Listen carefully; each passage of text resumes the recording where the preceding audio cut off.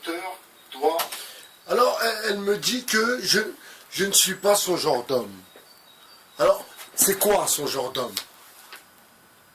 Je ne sais pas, car à vrai dire, je me pose la question. Cela m'est carrément égal, car je pense juste à moi. Si je ne suis pas son genre d'homme, alors c'est quoi son genre d'homme? C'est quoi son genre d'homme? Je me pose deux fois la question, car je me pose la question et encore la question. C'est quoi son genre d'homme?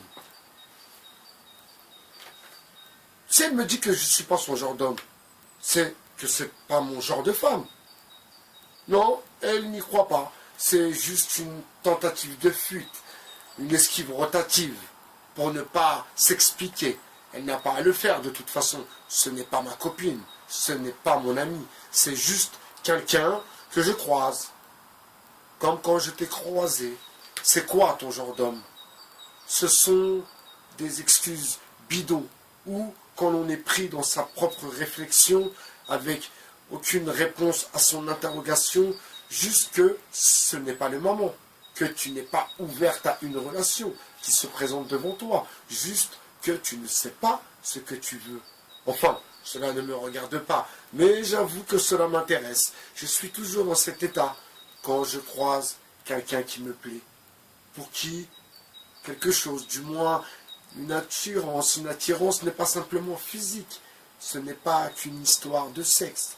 Je ne suis pas du tout le mec branché sur les histoires de sexe. Et mon grand étonnement, quand je fais un tour autour de mon relationnel, je constate que je suis un homme plutôt fidèle en amour, comme en amitié. L'un ne va pas sans l'autre. Je dis souvent, entre l'amitié et l'amour, il y a juste le geste, si vous voulez, la relation sexuelle qui fait toute la différence. Parfois, certains passent par l'amitié pour aller à l'amour, ou le contraire, aller de l'amour à l'amitié. Toute une histoire. J'aime ce sentiment amoureux. Rien que le fait de sentir que l'on ressent encore de l'amour, malgré les ratés, malgré les bavures. Et ça, je dois lui expliquer, qu'elle comprenne, et surtout qu'elle sache qu'un jour,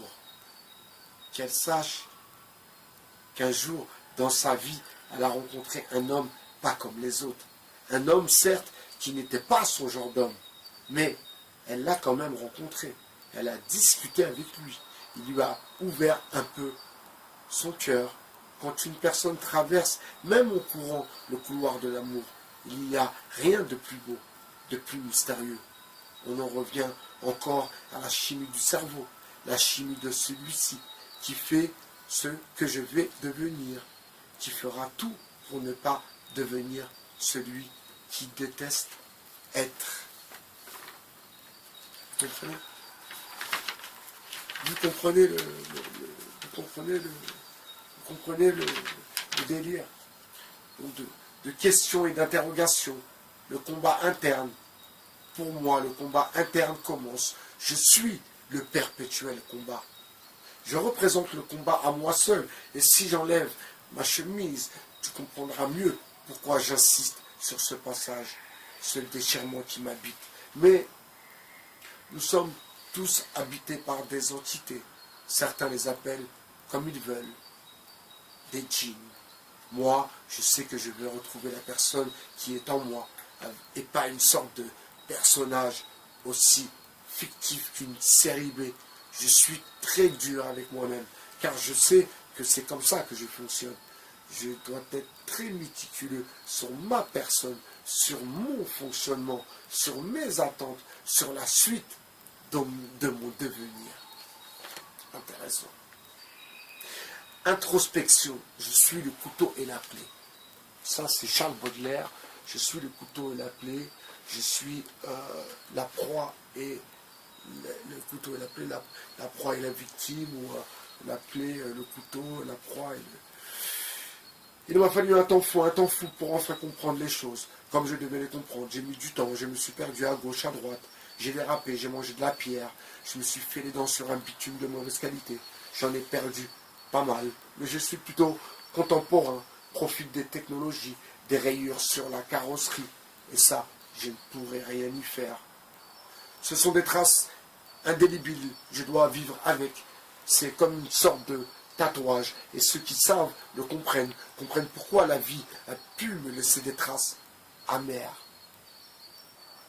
Mais avec le temps, celui qui, là, me revient, doux et sucré, est devenu un doux mélange de compréhension, d'amour, de compréhension du temps qui passe, qui repasse. Il m'a fallu du temps. Mauvaise image de moi-même, mauvaise compréhension. Je suis comme un coureur de fond. Je suis au départ de la course. Je suis conscient d'être un peu trop, pas trop entraîné pour cette course. Mais je pense que j'ai assez travaillé pour pouvoir et surtout vouloir rentrer dans la danse, dans la course. Je fonce, je suis dans les premiers, j'y crois. Et y croire, c'est déjà de commencer à faire ce que je sais faire. Je pense qu'avec beaucoup de logique, c'est comme ça que je dois procéder, par élimination. N'est-ce pas? Me poser les bonnes questions, à ne pas raconter d'histoires. Et je pense que j'ai bien compris que je n'ai plus le temps à me raconter des histoires. Je suis enfin dans la concrétisation. Dans quelques temps, je vais pouvoir enfin me regarder dans un miroir, me regarder dans la glace et enfin pouvoir me sourire. Et enfin pouvoir sourire à la vie. Je suis preneur. Oui, j'ai envie de vivre. Tout ce qu'il y a de plus normal, dans toute sa normalité, une complémentarité attendue pour pouvoir réunir ces deux garçons. Je pense que c'est aussi ça ma mission. Pour cela, ce n'est pas fini. L'histoire continue et je dois composer avec cette douleur de mes peines. Cette douleur doit, par la force des choses, devenir moteur. Stop! On tourne. Je suis le meilleur réalisateur et le meilleur metteur en scène du moment. Et le moment, c'est celui-là où je décide enfin de sortir et de cracher ce venin qui ne fait qu'alimenter une réalisation que je ne résous pas. Un film sans personnage, je suis absent de moi-même. Je ne suis pas. Tu penses que c'est moi, mais ce n'est que l'autre. J'espère ne pas être si différent. Je suis un peu inquiet du résultat à venir. Mais je suis impatient car je sais que je suis le meilleur quand je suis moi-même. Je suis au top quand je ne suis pas dans l'ombre de moi-même, mais au soleil rayonnant et avec toute sa clarté. Je suis le meilleur de moi-même et c'est comme ça que j'y arriverai. Globalement, je ne parle pas simplement de ma vie professionnelle, de ma vie sentimentale aussi. Je parle tout simplement aussi de la vie, et spécialement de ma vie. Je parle de ma vie tout simplement. Je comprends cette importance à conclure un marché des plus corrects avec moi-même. Un marché où tout le monde sera gagnant. Et surtout, je pense à eux. J'ai mis du temps avant de réaliser une simple vérité. Ce n'est pas quelque chose qui m'inquiétait plus que ça. C'est un combat légitime, c'est une obligation. Enfin, j'y suis dedans, à vrai dire, ça va vite, je remonte, mes forces se décuplent, je dois être au moins dans les 10 premiers, c'est bien mon objectif, alors je fonce, et surtout j'y crois, je fonce en y croyant, je suis dedans, car je sais que je fais des efforts, surtout je le sens, c'est douloureux, mais je fonce. Vous voyez, ce chapitre explique un peu ma position personnelle, si vous voulez, dans la douleur de mes peines. Réunir ces deux enfants serait pour lui un accomplissement, si vous voulez, une mission réussie. Ça serait vraiment, donc pour ce personnage, ça serait vraiment quelque chose de après ça, il peut baisser la garde. S'il réussit à réunir ces deux enfants et, ma foi, à continuer à mener son existence en tant qu'auteur et puis à vivre une vie qui est plus normale, comme il le dit, vous voyez, c'est vraiment un grand auteur. Celui qui a écrit ce texte-là, c'est vraiment c'est vraiment un grand auteur et je ne vois pas qui pourra faire mieux que